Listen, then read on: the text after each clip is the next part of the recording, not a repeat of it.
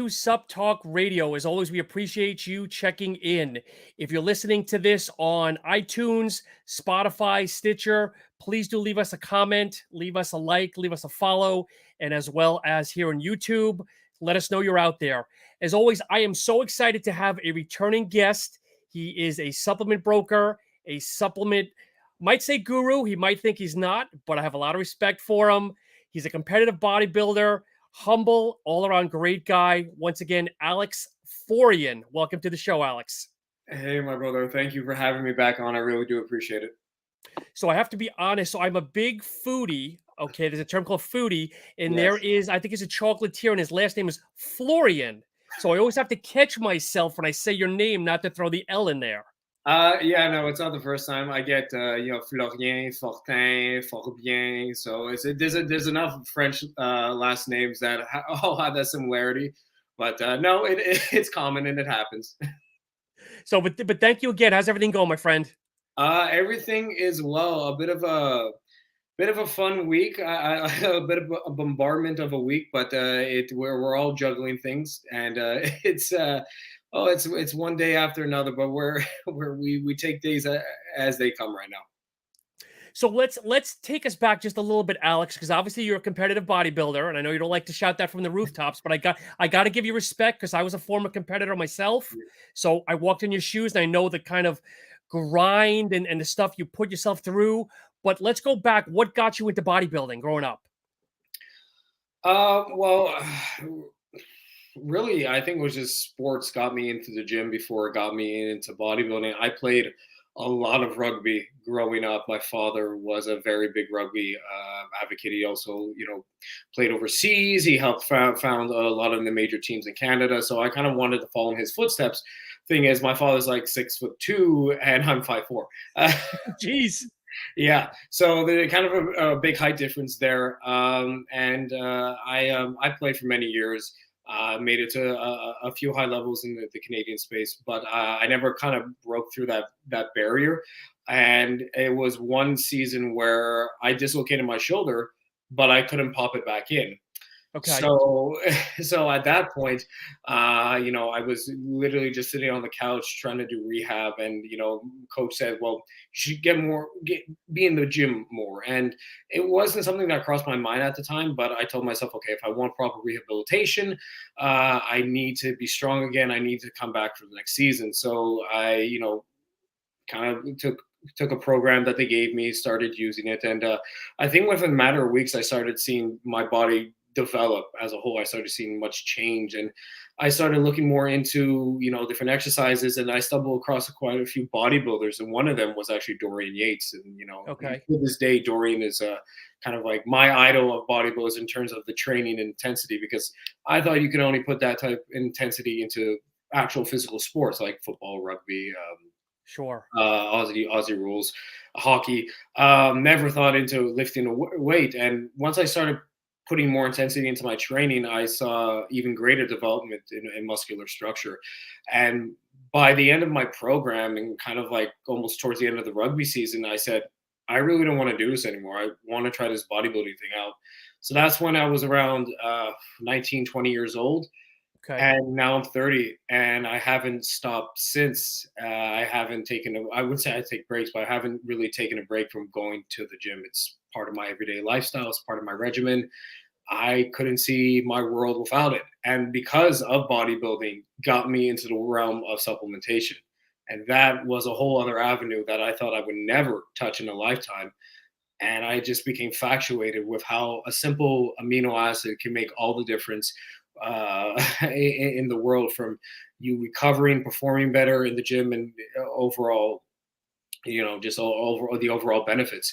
So that's when I really picked up books. I learned about different products on the market, what they did, and till this day, I'm learning each and every little thing. And guys like Robert are people that I've learned a lot from when it comes to a lot of standalone ingredients, different products, other brands that I've worked with, other trademark ingredients as well, different companies. So it's a never ending fountain of knowledge and information that is out there. So it gets overwhelming sometimes, but you pick and choose what interests you the most, and then you you put together what you find a fit. But when it comes to just brands on top of it, it's every second day someone's coming out with a new supplement brand, and you got guys like us, we have to be on top of it.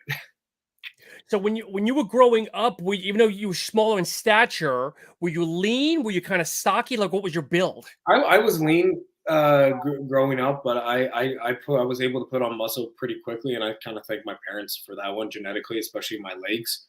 I thank mama for that one, but also the gymnast legs and but also rugby, it did help develop them. But I was able to put on size pretty quickly. I wasn't the strongest in the gym, but I always looked like I was able to bench 3 plates, but I can't. Yeah. Nope. So when you move into supplementation, was creatine your first product? What was the first product you used? I think, oh God, I think my father took me into a GNC one time because I wanted to take protein powder. I was very young too. And I think this was when I was playing rugby, and it was just a MuscleTech. I think it was it was just MuscleTech. I forget what exactly from MuscleTech, but it was a MuscleTech whey protein. The classic early 2000 labels. The shrink wrap ones had the chrome finish to it. And then Celtec. That was just dextrose and sugar and more dextrose. And alpha lipoic acid. I remember it well. Oh, yeah. Nobody knew what that was. All I remember was everyone saying it works because of the creatine, and it would burn like hell going down. Burn your throat going down. Yeah, it's like, no, those were the good old days. Oh my God. So then fast forward, you start obviously you start putting on muscle, and when do you decide, okay, shit, maybe I'm gonna go ahead and compete here? Did somebody put a bug in your ear, or did you just say, look, I like the way I look, I'm gonna step on stage, or what? How did that come about? I kind of wanted to see where I can do as a bodybuilding thing. So I kind of coached myself for like 3 years to just understand my body what it was like to diet, to be in a prep. And not to say I didn't know anything at the time, but I knew what I had. I knew that I had to put myself in a calorie deficit. But yeah, everyone in their first kind of prep, we kind of cheat here and there. It's not the biggest deal in the world. And I was very young at the time. I had no one else following me. I was doing my own work, my own preps. And, I did fairly well until, I started investing in coaches, and, people started noticing me. So that's when I invested a little bit more time in people that can help me, guide me in the right directions. And that's when I started winning a few shows with their assistance, but also with my training and nutrition. So, you pack on like 10, 12 years of that, I kind of have everything written down in a log since then. And my body has changed dramatically, but yet again, somehow my nutrition has always been steady, been the same, has always been very clean. So I'm, always a big advocate of finding the right people to work with in the space, people who want what's best for you and not just do it for social media mainstream attention. Especially when I started at the time, there was just Facebook. There was no Twitter, no Instagram, no TikTok. And now it's a whole other different realm where, if you don't have a coach and if you don't have them tagged on your page, like God forbid they assist you in anything, So I started doing, as I mentioned, doing everything on my own until I invested into a coach, and played a huge benefit for me. So you mentioned, so we had a couple of questions here, obviously around your bodybuilding style here. So do you follow a specific meal or diet routine, both, I guess, on and off season? Yeah, like I even have an off-season plan right now that I follow, just more calories, which is nice. I'm being fed, which is great, but it's relatively clean. I'm always someone who always eats clean all year round. So potatoes, sweet potatoes, white rice, sometimes Ezekiel bread, cream of rice, rolled oats. Those are kind of my complex carbohydrates. And protein is always very simple: chicken, lean ground beef, turkey. Pretty much what I eat in season is also what I eat off season. And it's not, I don't see it as diet food. I just see it as, regular meal. Yeah, it's a meal. Like, what do you want me to eat during lunch? What, and go to McDonald's and grab a burger and fries? No, to me that's not natural. Natural. It feels if I don't know, it feels weird, for lack of better words. And I kind of grew up in a very heavy European household where we never really ate out in terms of fast food. Nothing really came from a box. Everything's homemade and made from scratch. So you're more of a carbs person, higher carbs, higher protein? Like if you have to follow macros, do you have an actual macro plan? Yeah, a little bit of a macro plan, but like as of right now, I know which carbs really suit me best and what carbs I'll eat around my workouts. But Okay. I am a carb man. I really am. But when it comes to, especially with last competitions, when it comes to like cutting them out, I will do whatever it has to take. But once we introduce into my body, I fill out pretty quickly. I need a lot, but I do fill out. So somebody asked, what do you currently compete at? And I guess they mean your stage weight, I guess. So at 5'4", I had my cutoff was 165. Okay. At nationals, nationals, I actually ended up dropping down to 160. Wow. Okay. It's funny because I weighed in that morning just at 164, and then by the evening, because we did so much water manipulation, I ended up pissing myself all the way down to 160. Did you get too flat, or were you still looking good? No, Oh, so you won that. I was very dry and I was shredded, not Wow. lean. I was shredded, and then we kind of really filled up that night with burgers, fries, and a nice cheesecake. And normally that for me would never really work, but how depleted I was, my body just took it in. Yeah. So this is before the night show. Your meal before the night Yeah, show. this is meal before the night show. Excuse me. So you were probably a little undercarbed, and then with the sodium and everything else, you probably just swelled and filled up nicely, I would Yeah, think. we did. So even that next morning too, I still weighed the same, but it was about just still pissing out, getting rid of a lot of water that was left. So we came in pretty peeled and diced. So you compete as a classic, correct? Yeah, and that might change going into next season. So because we're already way a lot more than we did when we stepped on stage, in a good way. Do you think they should keep height and weight classes for classic, or do you think they should do away with it because it's almost like sounds like it's limiting you a little bit? Well, the easy answer is to say is like yes, they should increase it by 5 or 10 pounds to just make it a lot easier for everyone.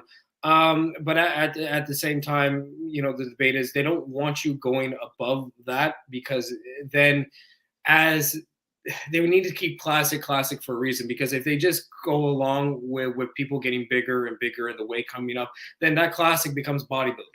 Yep. The classic physique becomes a new bodybuilding. So they want you to stay at that weight. They want you to suck down to that. And ideally you would think, oh, it's not that bad. But I spoke to a lot of other guys at, different heights and said like it wasn't ideal for them to drop that extra 5 pounds or extra 10 pounds because Yep. it's much more difficult than they would have liked it to be. And that was actually more guys backstage that, would agree with that. But also it's the understanding that, listen, if I want to put on more size, I'll have to go like bodybuilding, like the 212 route, Yeah. and go from there. And I think next season that's something we are very much considering as well, because I'm already close to 200 at 5'4", Wow. but I'm still pretty lean, like knock on wood, and I kind of want to keep it that way. I still keep up with my cardio, my training. Eating Yep. regimen is clean. We just happen to put on a lot of size quickly that I wouldn't say is all completely water, but since it's almost been like a month and a half, man, we've been back in the gym training pretty seriously because we're just determined for next season. So because I equated almost like back in the maybe 2000s, originally it was 202. Yes, And then they got smart and brought it to 212. So I understand what you're saying of you got to watch so it doesn't really tip into a large bodybuilder, but maybe every couple of years they evaluate it. And even if it's just like a 5-pound jump per class or something. I do see that happening at one point or another, because there will be enough people where they'll say it's like, yeah, just bring it up by 5 pounds. Because if you do like get your pro card in Yeah. classic physique, like I have a good buddy of mine, Mr. Greg Dawson, who I battled out in the overall for nationals. He won his pro card, and he too was telling me that it's great. I get to put on an extra 10 pounds because sucking down to this weight for him at like he was like 5'8" was just not ideal. Yeah.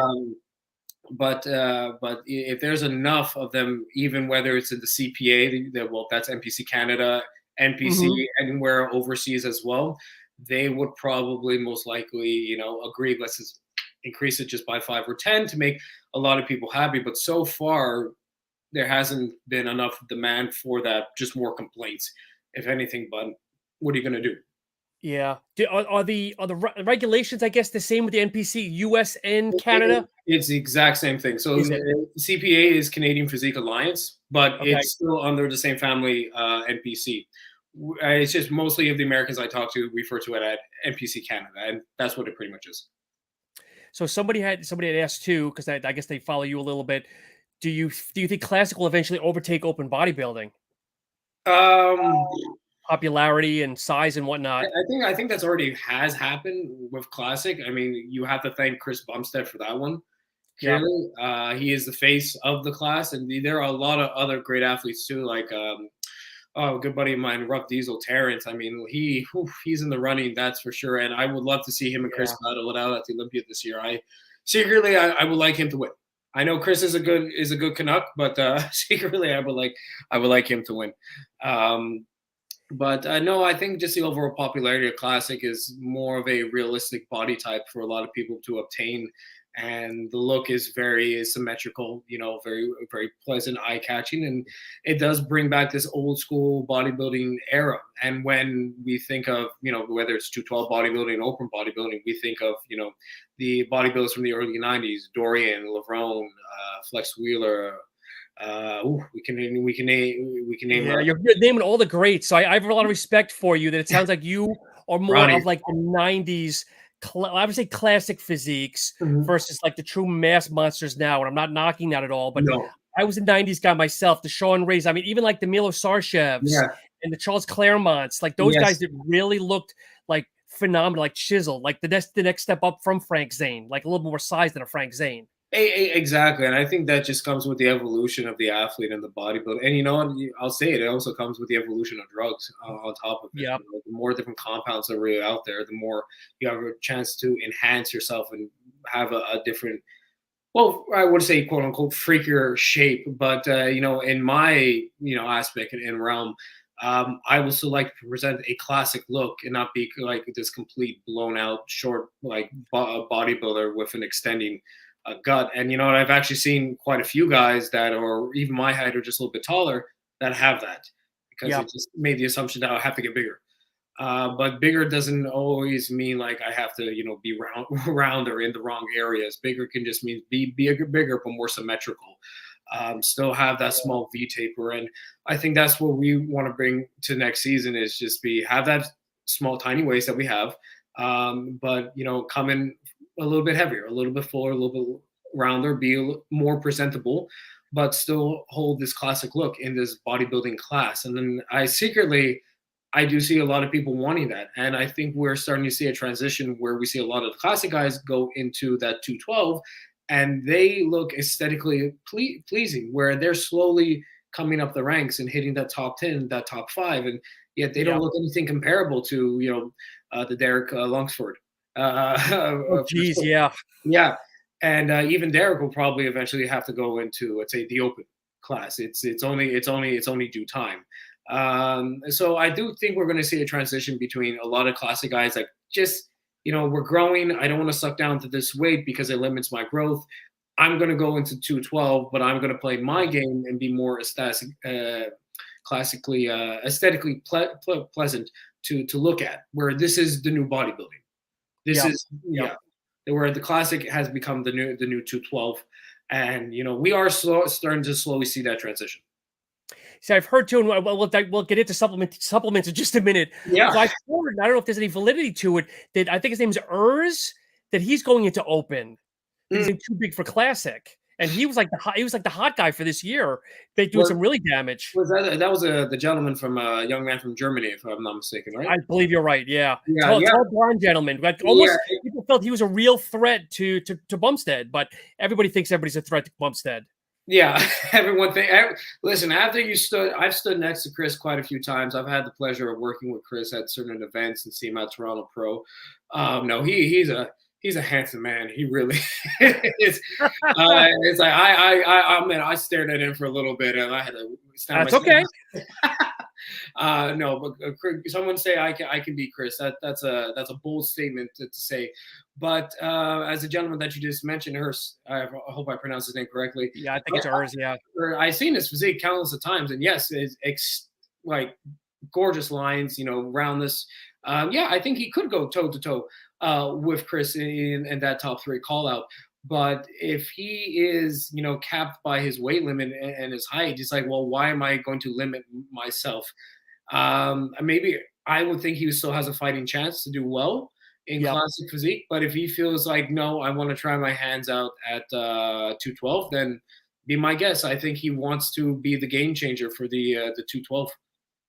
Yeah, we'll see what happens. Yeah. But December's going to be here before we know it, and it'll be Oh my interesting God. to see because I know there's a lot of chatter. Obviously, open bodybuilding, Rami, everybody else, and the young bucks coming up with the Nick Walkers and the Hunters and the Blessings. So I think it's going to be a good overall weekend for both the classic as well as the open. But we'll see what happens. Agreed. Yes.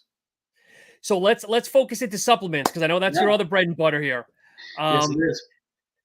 So I know you are a supplement broker. Yeah. So explain to myself and others what a supplement broker is.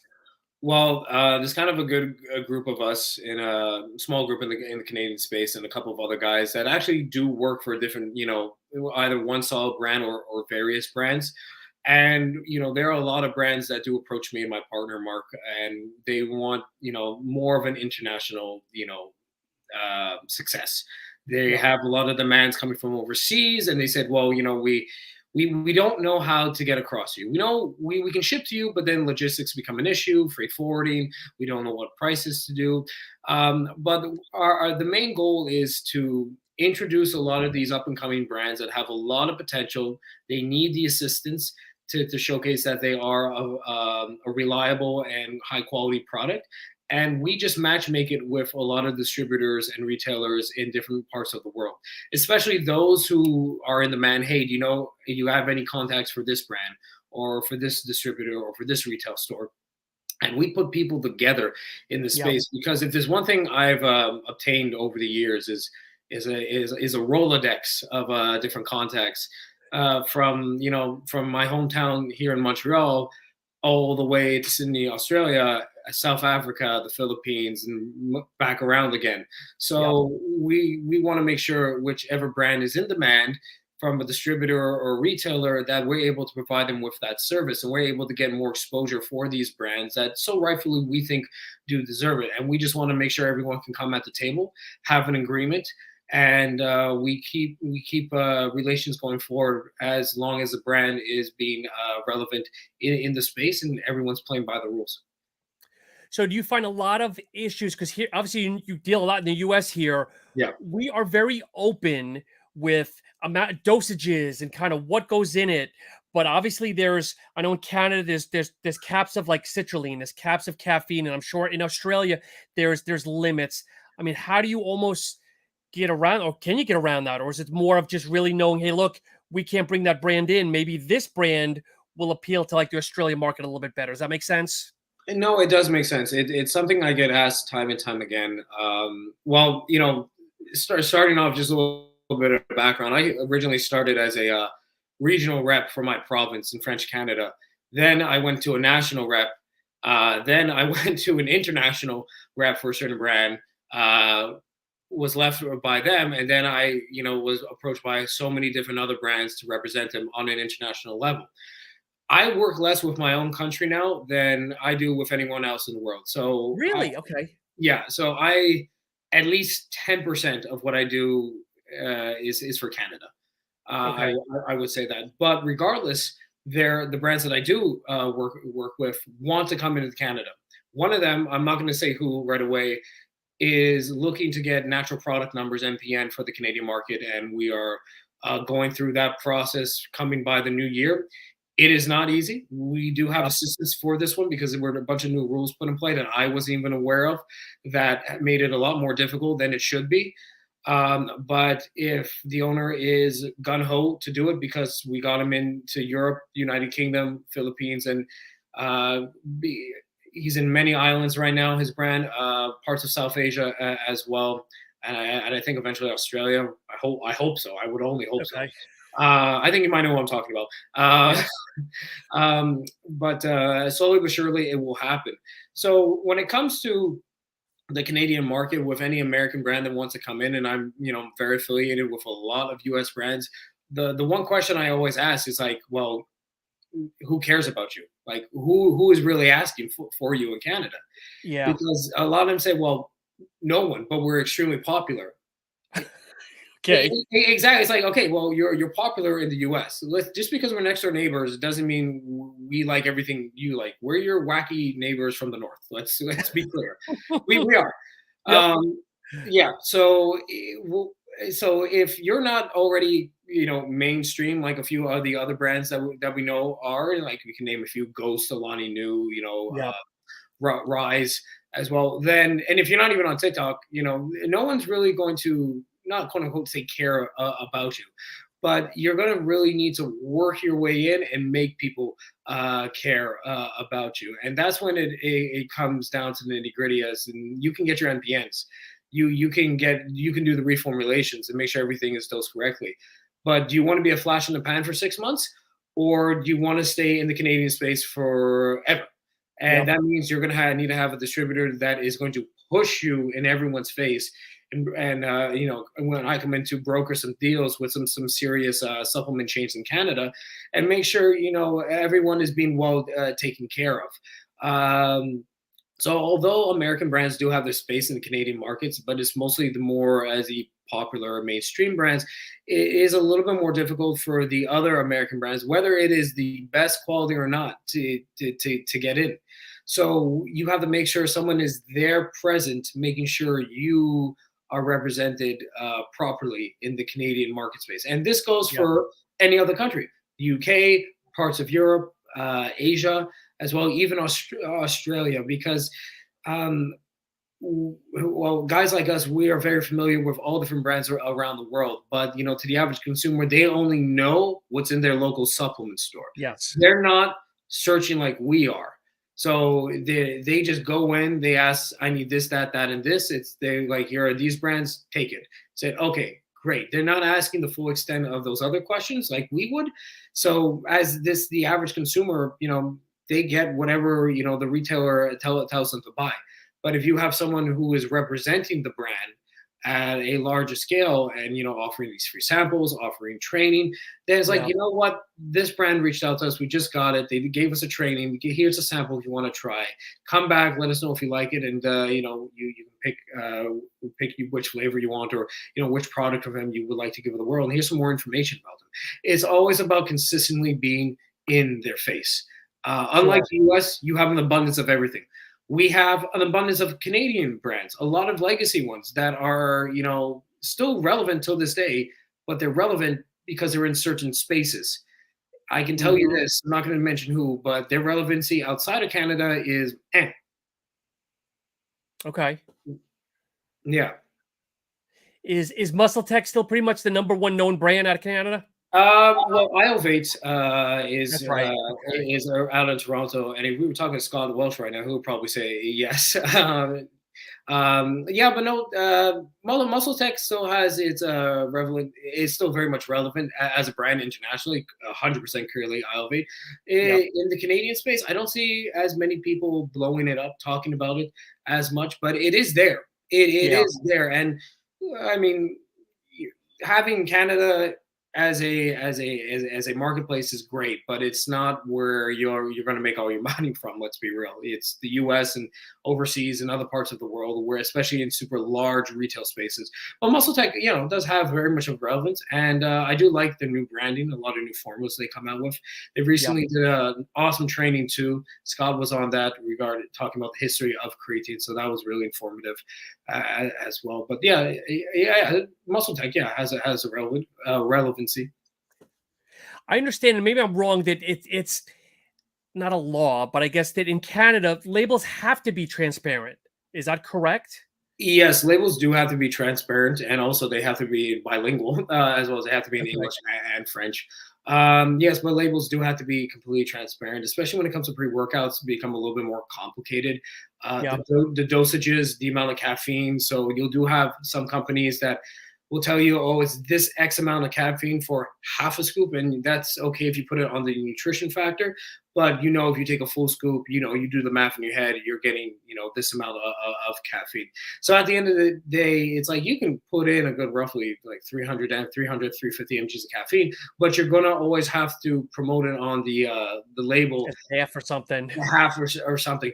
And, there are a lot of people only look at it and say, oh, it's only 150. It's super, super weak. It's blah, blah, blah. They put it back on the counter. It's like, read it. Go look and read it because they'll say half. Yep. So you do the math, you put in the full scoop in there, you're set.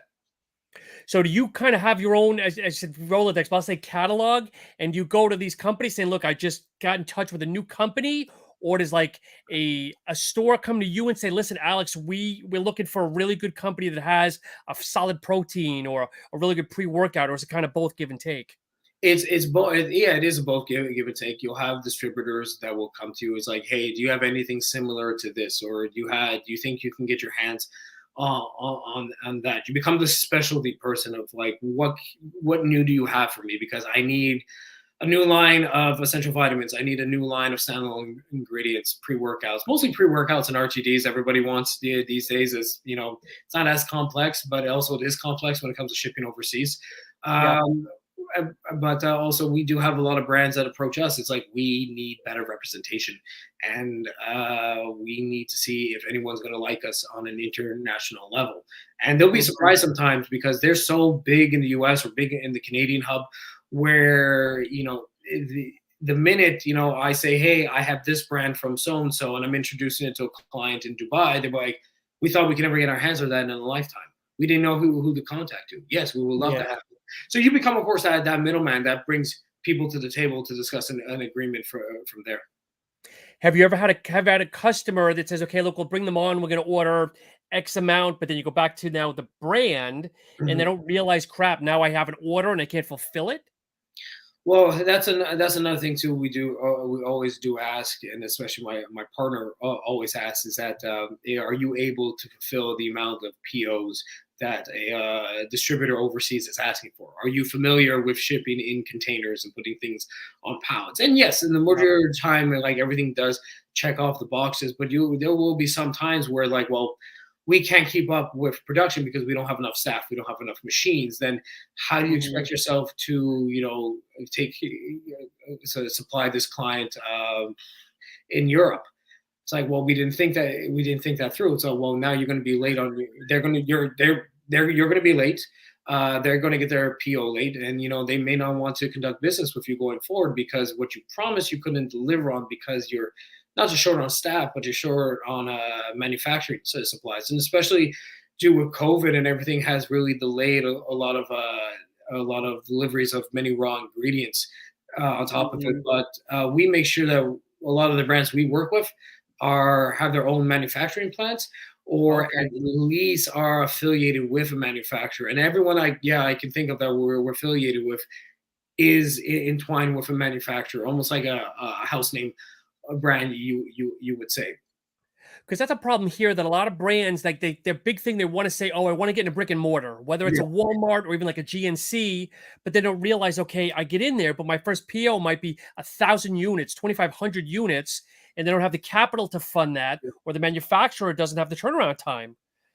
So it's like you're saying, they don't think things out. Oh no, you just nailed the head on the hammer right there. That's exactly the case. A lot of people bite off more than they can chew because they get overly excited. So we always have to make sure, like, can you provide X, Y, and Z, and are you prepared for this? And if they say yes, it's like, all right, the ball's in your court. Show us what you can do. But if they come to us and say no, not at this time, which actually a lot of them have, and I respect that, because they even know that, like, we're nowhere near ready for that. Like, we can be ready tomorrow to go international. We can do all the paperwork. We can put it on a pallet, in a crate, ship it off, air, sea, whatever it may be. But I can't promise you we're going to get everything in on time. Yeah. Yeah. So over the last, I guess, 12 years, if I do the math, the 12 years that you've been working out and supplements and everything else, how have you seen the industry change? Do you think right now we're at a plateau, or do you think we're continuing to grow? Like, when you look at things over the years? Oof. If I look over more in the US, of course, you guys are already ahead of the Canadian market and mostly everywhere else in the world, especially with the amount of innovation, the amount of technology that you have coming forward within the supplement industry. So in terms of the Canadian market, I think we're trying to catch up to you guys. But I have seen a big shift, and it is due to the pandemic we all suffer regarding internal health. So I do see a lot of companies really focusing on products for overall internal health. We're focusing a lot of sourcing good quality vitamins and minerals. I do see a lot of big regulators like the FDA and Health Canada, coming down hard on a few other brands for not being compliant, for not having the right documentation or paperwork, or even not having the right amount of ingredients or taking ingredients away for whatever reason that is not clear or necessary. But I also do see, I still see a lot of competitiveness in the retail space, but I refer more to Canadian market. A lot of people going at each other's throats for whatever reason to topple each other down, because we're a very small country. As big as in landmass we are, we're very small. So everyone wants a bigger piece of the pie, and if they don't get the bigger piece, they fear of staying stagnant or not reading their quotas for quarterlies. So I have seen a lot of that lately. Maybe not as much what's going on in the U.S., which is nice, but I do see. But I do see a lot of good come out of this, because there's a lot of us, I can say, in the Canadian market and everywhere else, where we need to stop fighting against each other, and we need to come together as one so we can get out of this together. Because there's no time for he said, she said. There's no time to call Health Canada on people, or throw anyone under the bus, whether you're a brand, your retail store, because guess what? That limits complete growth overall. Yeah. That means none of us get anything fun anymore. And that means we don't get the fun American brands that we want to bring in, the UK brands, the Australian brands, the ones who want to be compliant. That is all taken away from us because we're being punished, because we tattle on each other, and that has to stop. So we need to work as a country, as an industry in Canada, to really get out of that phase and make sure we progress forward with proper innovation, with proper dosing of ingredients, respecting everyone's space, helping a lot of these retailers that went through a very hard time. And the ones who are lying and cheating on their labels, especially in Canada, need to be held accountable, because it's ruining it for everyone. Even within my own country, there are brands who just don't want to play by the rules. And whether they lost a lot of money, a lot of capital during COVID, and they just want to cut everything in half, it's like, okay, but you weren't really prepared for this. No one was. But at the same time, you're going to continue to do so, you will get slapped on the wrist and you will get in trouble. But no one tattles on each other. No one should tattle on each other. That's the unspoken rule.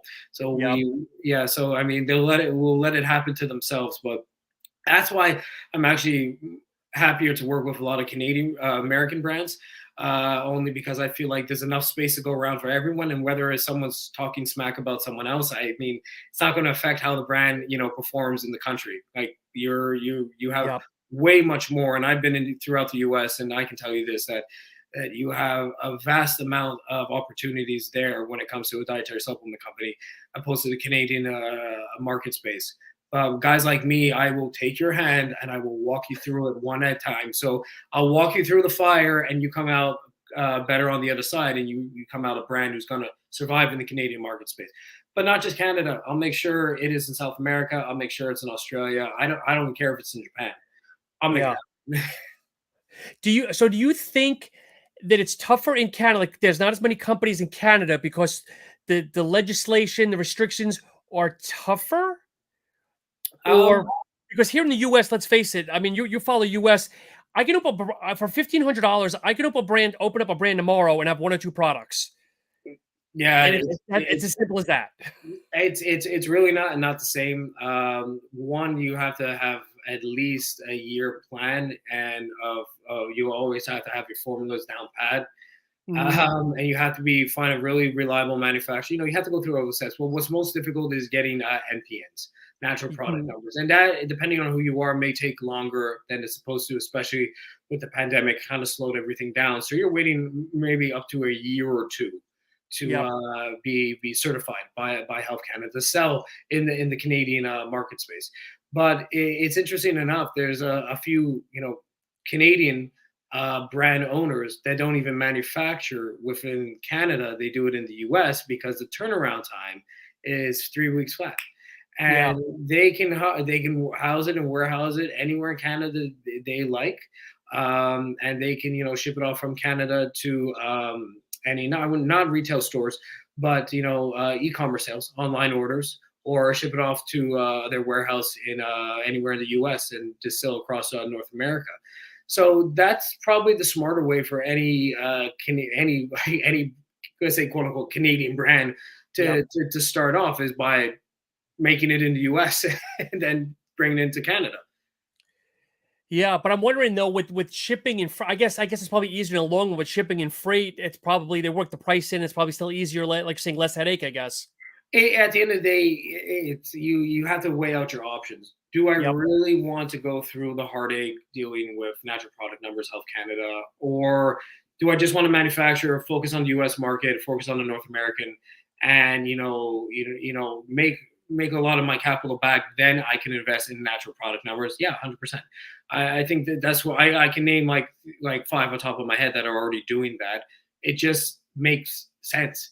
And it's not a secret because there are a lot of them who do it, but there are also a lot of them who just won't sell within their own country because they know it's going to be more expensive and then they're not making a greater return on it. So they will ship to Canada, they Yep. will, but it's coming from the US and you're going to have to pay, the X amount of shipping. You're going to have to pay the extra duty fee of it coming in until they feel comfortable enough that they can enter into the retail space with natural product numbers, and so they won't be harassed in any way.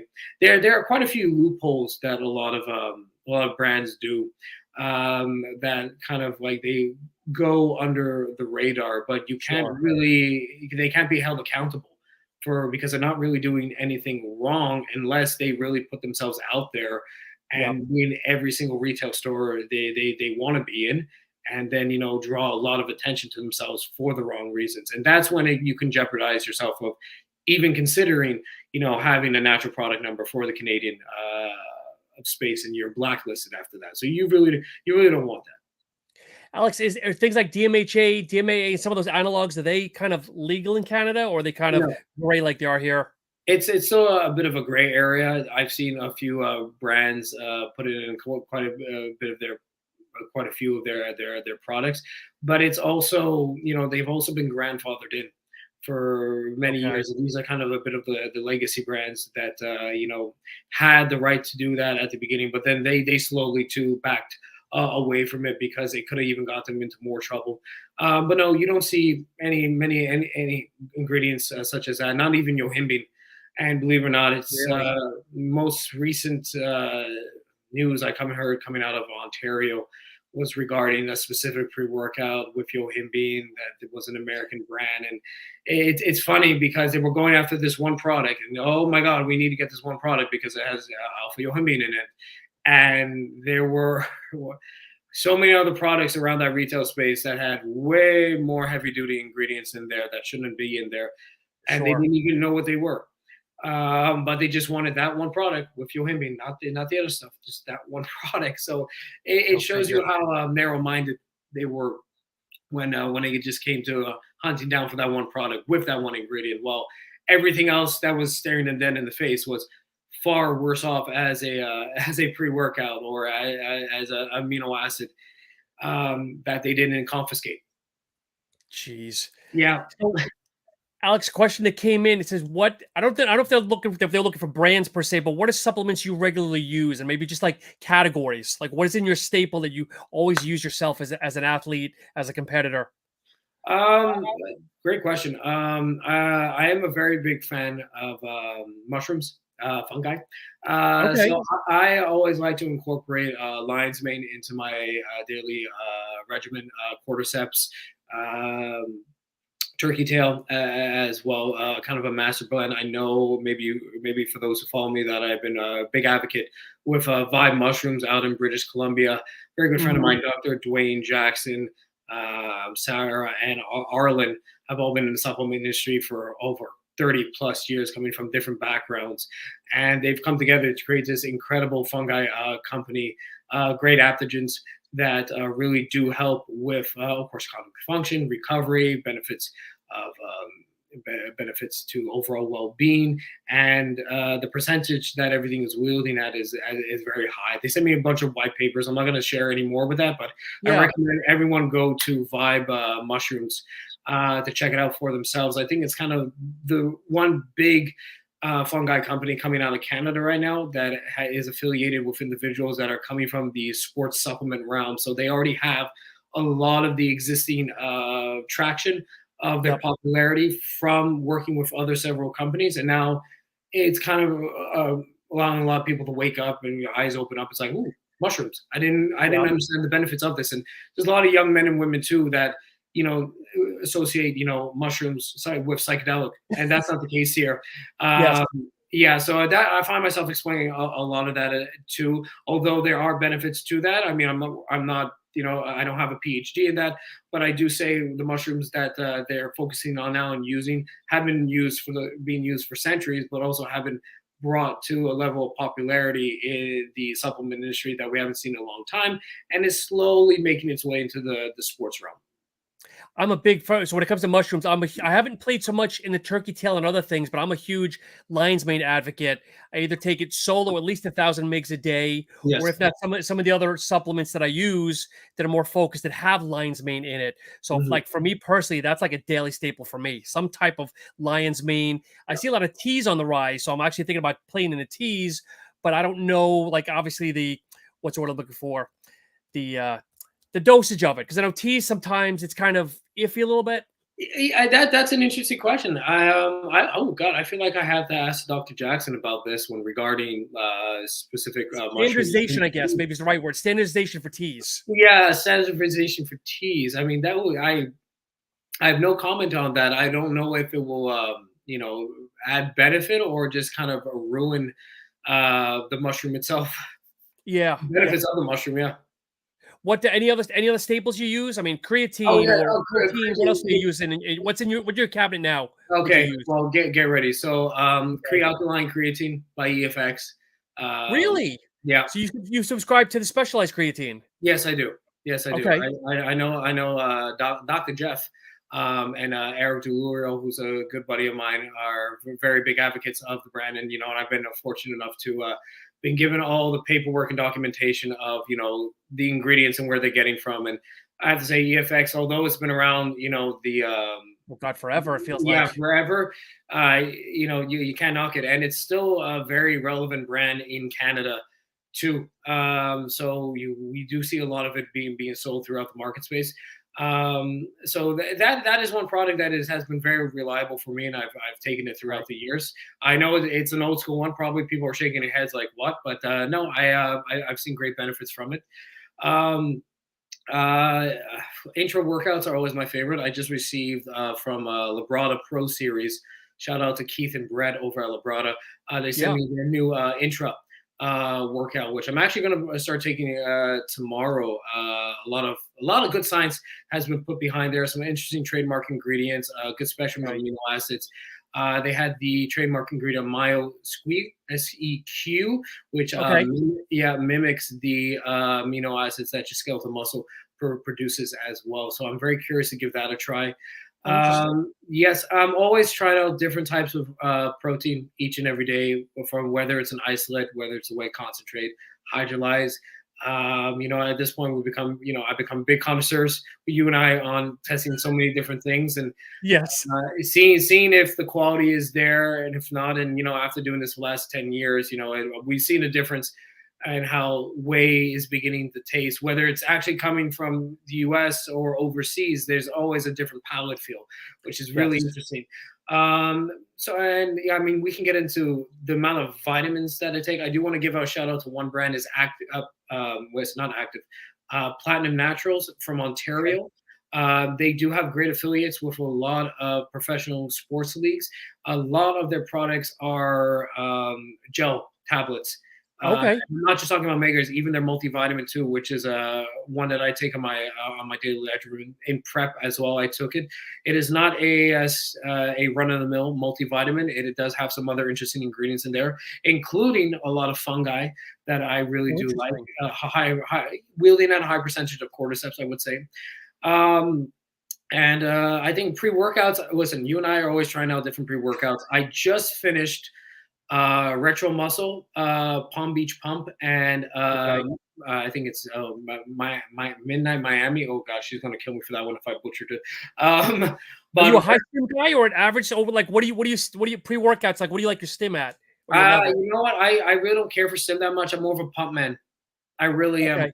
I don't even drink coffee, but the odd time I will have a stimulant pre-workout. I will make sure that I'll make sure it's one of the cleaner stimulant pre-workouts, and also retro muscle with their spectrum ingredient list in there really did come off as a clean dosage of stimulants where it wasn't overpowering, but it gave me enough where I was able to get through my workout without any significant crash, but I was able Yeah. to steadily go through. But I'm a very big pump advocate, and I love her pump formula from Retro Muscle because it had a red night, which is a beetroot extract that kind of has, from what I read the studies, it has a 25% higher rate than your standard beetroot extract, the way it has been extracted in yield. And of course, one of my all-time favorite ingredients, and big shout out to him too, because it's his birthday, Mr. Matthew Nickerson, Self-Flow 6. Yes, Was in there I need too. to contact him to wish him a happy. Yes, I got to give him a shout out too. And actually, you know what? I just finished the Retro Muscle, so it is a great product from the United Kingdom. And I said this once already, but mark my words, a lot of UK brands will be entering the American market space within the next 2-3 years' time. They are doing phenomenal with branding, with ingredients, with formulations, and they are knocking at our front door. They really are. I've seen that. There's a couple of brands that I have seen, and I'm drawing a blank, but there's also one or two like Irish brands that have popped up as well Yes. from Ireland. So they seem to be another smaller up and coming company, or at least trying to infiltrate the US. Yes. You would never think, but the UK has gotten so much better with household names, and I think it's because, from what my guys in the UK told me, is that they just got fed up with the US brands because they felt they were being cheated and lied to at one point, and they said, "Well, we can do this better." A good example of that is Naughty Boy, and if anyone has ever tried any Naughty Boy products, I've been fortunate enough to. They're very good in terms of dosage of ingredients. Is it anything crazy special? Not really. A lot of them are daily, within the spectrum of daily driver products, but they do a great job at marketing. They advertising. They, from what I hear at a lot of the expos, they are always selling out. And if you're like a big fan of Ghost, Naughty Boy, you'll be a big fan of Naughty Boy as well. So you need to know who Naughty Boy is. That it's a great comparison because yes, I would agree wholeheartedly that Ghost is like the US and Naughty Boy is almost like their, I would say clone, because people can say they clone each other internationally. Yeah, and then it would say vice versa, because then you have someone from UK who's like, no, like, they were first. They were first, kind of thing. But you do have other brands like Trained by JP, Supplement Needs by Dr. Dean Martin. We do see, of course, Retro Muscle, as we just spoke of. Mountain Joe's, which I've been speaking to quite frequently lately. Ooh, I'm losing my English there. Ben over at Mountain Joe's has a phenomenal protein bar. I should be getting some shipped soon, but they said that they're going to give Grenade a bit of a run for their money. The way that it's being promoted right now in the United Kingdom, it's getting into more than just a retail space. So we're looking to doing some good work with them coming within the next months or so into coming to North America. I'm not going to say anything else from there because it still works, but this is one of those functional foods where they're talking a big game. They are delivering. I just want to see what damage it can do here in the North American market. Bars from overseas too are really becoming a huge thing. I think they're actually pushing out a lot of the bars that are made within the US. And please tell me, I can't really think of any other protein bar right now that isn't manufactured in the US that has really taken over like the UK brands have. Yeah, and I know here in the States, the new ones are all the peanut butter based or the nut butter based. And for Yeah. me, they're good, but the sugars and the fats tend to be too high for me, where it's more of like my treat bar or like my cheat bar when I take one of those. Yeah, I mean, I Mark's outright bar done fairly well in the Canadian space too, and it's a really great bar.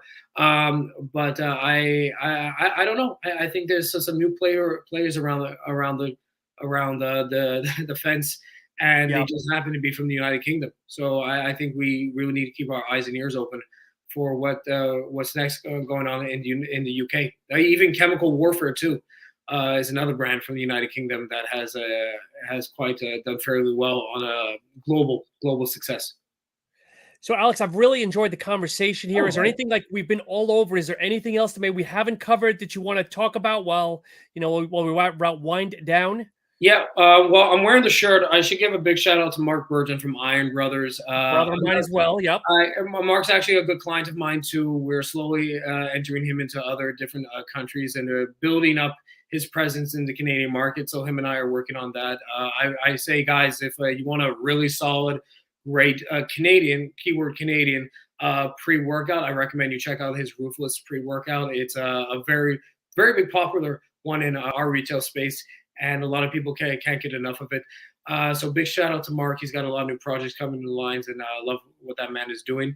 But no, this is I know this is my second appearance, and I think last time we gave the stage to Robert and Brad. Brad, two great guys. I've done quite a bit of work with them in the past. One I'm still currently working with a lot. Brad, my favorite Aussie. But no, it just kind of give a little bit of taste what a broker does and what a sales rep to do, because I think a lot of people don't understand that, the superstars are the brand owners, the athletes, maybe some of the formulators. It's also, guys like us that stay up until 3 a.m. with an international call just to close a deal. Yeah. And we have our own little kind of tight knit community where we're always sharing contacts with each other. We're like, hey, go check out this person, or don't bother with that. They're not going to place a large PO, or they're kind of shady. We're always looking out for each other, and we want to make sure the brands that we are representing are playing fair with the rest the market space. So Yeah. we always want to do what's best for each other and what's best for the brands that we are representing, because there's enough success to go around for everyone. I'm quite frankly, I've been in this for long enough, and I'm really tired of everyone at each other's throats thinking, well, I can steal this from them, I can steal that. No, like, you can go ahead and do that, but as big as we might think this industry is, it's also very small, and word Yes. travels very quickly. You stab someone in the back, someone will hear about it right away, and they will slowly walk away from this client. They will slowly walk away from this brand, because we don't want to be affiliated with that. My partner does it. I don't. Brands don't as well. So I think, if anything, I can leave you with this: the reps do make the brands, but when you have a really solid team, very united, it makes a brand very very successful. I give it to Ninja. That is one brand that we are a unit, we are a team. Paulin, Yeah. Robert, Carlina, Jose. It's a big shout out to Jose. That man does not sleep, but God bless him. That's a unit. That is a great team, and it's usually the smaller guys, the smaller companies that you think that have about 500 employees, when they got 3 people back there. Yeah. And also, I know what it's like driving a forklift in a warehouse on Christmas Eve to try to get the last orders out, and they've gone through that too. So I do feel for all these reps. I feel for everyone, because yeah, the backbone of the industry to make sure everything stays alive. And a lot of them, Brian Icolina, Eric Hansen, Sure. Mark, Andreas, Jose, as I mentioned, Derek Crossman, Etienne. I maybe some of these names you don't know, but they're all brokers. They're all reps in their own way. And these guys have Lucas in Poland from Prometheus. Oh, of course. Can't forget Yeah, Lucas. I can't He's forget. the I can't. guy. Yeah, I He's can't the forget. mushroom guru. Yeah, and he is the mushroom man. Oh yeah, we always talk about mushrooms, but these are the gentlemen that have really given me a lot of feedback and advice, because technically I'm still a baby in all of this. So I'm the next generation, and I want to make sure that I represent everyone properly, but I also want to make them proud, because I also do look up to them too. So I don't know if they're listening to this, but it means a lot that I've been very much brought into that community because, I'm still a kid, man. That's it. But to reach at this level, especially coming from Canada, which is very ever heard of because we stay so close within our space. Especially if you know anything about French Canada, it's we're very small, and I don't want to be a big fish in a tiny pond. I still rather be that small fish in that massive ocean. But I know it's going to help me grow and be better. So thank you to all of them, and I just want to keep on that hustle and grind. And I think I want to leave it with that we can all succeed together. We just got to work together as a team, man, and we all lead at the end of the day. You, me, them, and everyone, and we leave the other ones behind who just want to. Who don't want to play fair and who want to just whine and complain. We don't have time for that. I got to hustle and grind. That's it. You surround yourself with positive people and great things will happen. Exactly, my friend. Exactly. Alex, you're a very humble guy, but I'm going to put you on the spot here because I had a question, similar question from two friends of ours. I'm not going to tell you who they are. I'll tell you off the air. No, boy. But I'll leave you with this. How do you stay so sexy? Oh, my God. Wow. I feel like that could be from Mark. It probably is. God, man. I don't know. We won't have the answer. We'll leave it at that. We know you're a humble guy. Shave your head, trim your beard, get a couple of studs in your ears, and you look like a massive douchebag at the end of the day. That's how you stay sexy. Well, Alex, again, thank you so much. It's truly been a pleasure. The podcast door is always open. Love to have you back. And to everybody listening, thank you so much for taking time out of your busy day. And as always, follow us on all our platforms. Take care. Thank you, everyone. Take care.